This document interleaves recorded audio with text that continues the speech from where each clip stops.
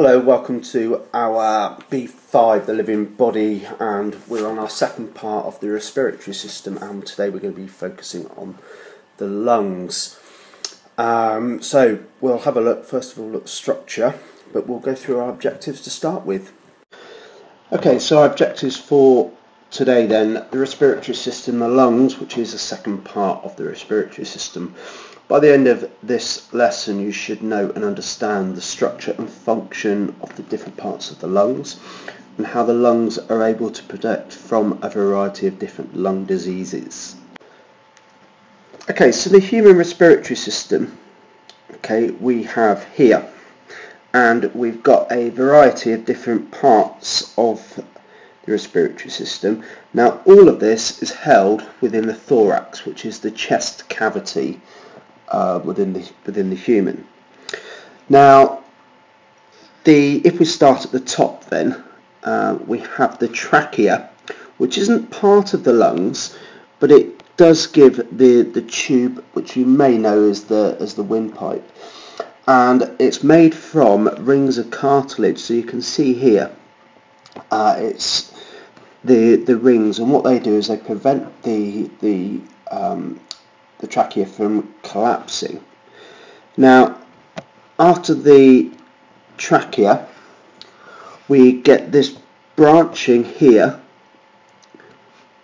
which is the bronchi. Okay, so it branches into two different lungs. Now, once the bronchi have branched, we have what we call bronchioles. So the bronchi branch into the bronchioles, which are these parts here. Okay, so bronchi and then bronchioles. Now, the bronchioles feed into the next part, which are the air sacs at the end. Now, within the air sacs we have alveoli, which we looked at last time. So we've got air sacs that contain the alveoli.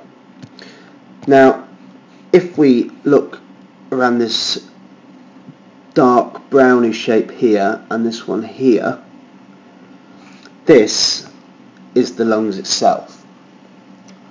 Okay, now underneath the lungs we then have the diaphragm here, and this changes when you breathe in and out. So I think we looked at that last time, where we saw where it goes flat when you're inhaling, and then it contracts when it's exhaling. Now, we've also got here, you can see the ribs. Let's get rid of these, I think. So here we've got the ribs, okay, which protect the lungs, and the ribs are moved by muscles called the intercostal muscles. Now, the intercostal muscles cause it to go up and down, and then we've got the pleural membrane that allows it to move and protect the surface of the lungs. Now, it's quite important that we don't block up the lungs. Now, the alveoli at the end all they can do is pass in gases. They can't pass through anything else into or out of the blood. So if we get anything, dirt or dust or tar into the alveoli, then we can't actually get rid of it.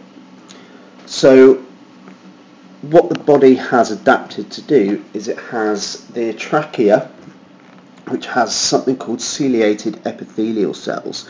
So here we've got the cell, and then at the top here we've got little hairs called cilia.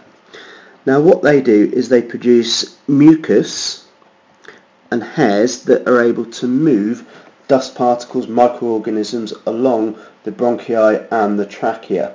Now, you've got millions of these cells that move all this dust, microorganisms, anything from the trachea and bronchi up to the mouth. And you might have seen it when you get coughing and splutting, and you might cough up the phlegm, and that's all the mucus that contains all this dust and microorganisms. Now, if you swallow this, the microorganisms will move from the trachea into the gullet and into the stomach, where the microorganisms can be destroyed and killed by the stomach acid. Now, most lung diseases are normally given with symptoms of being difficult to breathe. Now, we're going to look at a couple of examples of lung diseases, and we're going to start here with asbestosis. Now, this is an industrial disease where you might have inhaled asbestos fibres. Now, what these do is it can scar and inflame the alveoli within the lungs, and this reduces that efficiency for gas exchange. So that's how you become out of breath, because you're finding it difficult to breathe. Now, another lung disease which is quite common, even cool people like myself have it, and this is asthma, and this is where you have the bronchioles, they constrict and make it harder to breathe. You may get other symptoms such as wheezing, coughing, tightness of the chest. Now, if you take an inhaler, which can relieve some of the symptoms, it causes the muscles to relax and the bronchioles open the airway. Now, other things associated with asthma is the airways can become very, very sensitive and cause it to become swollen and inflamed. Now, if they become irritated, they narrow and that tightens, so it does cause an increase in the production of mucus or phlegm, and that also makes it harder to breathe and causes the wheezing, coughing and the tightness of the chest. If this occurs, this is what we know as an asthma attack. Now, bronchitis is another illness that you may have heard of before, and this is where we get inflammation of the bronchi, which are the tubes leading into the lungs. Now, the next lung disease we'll look at is something that you probably will have covered earlier in the school, where you look at something like cystic fibrosis, and this is a genetically inherited disorder, which means you get too much of the mucus being produced by the bronchioles, and this makes breathing very, very difficult. This can often be relieved by tapping the chest to remove that mucus and then spitting it up. Another one that you will have almost definitely heard of is lung cancer, which is caused by lifestyle choices such as smoking, and this is where the tar in the cigarette smoke can cause the cells to become mutate and grow uncontrollably, which is a tumour. This reduces the surface area of the lungs and causes the breathing to become more difficult again. Now, the last illness we are going to look at is pneumonia.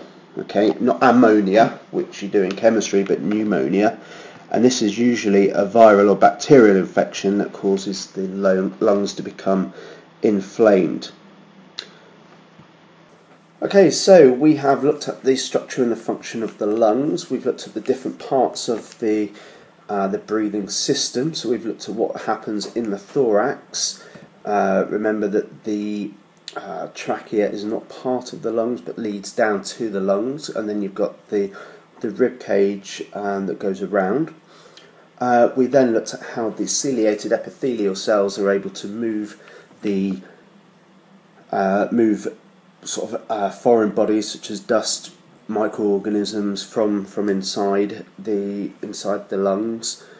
And then we looked at some of the illnesses like lung cancer and cystic fibrosis, which are quite common illnesses associated with the lungs. Anyway, I hope you enjoyed this, and I'll see you next time. Bye bye.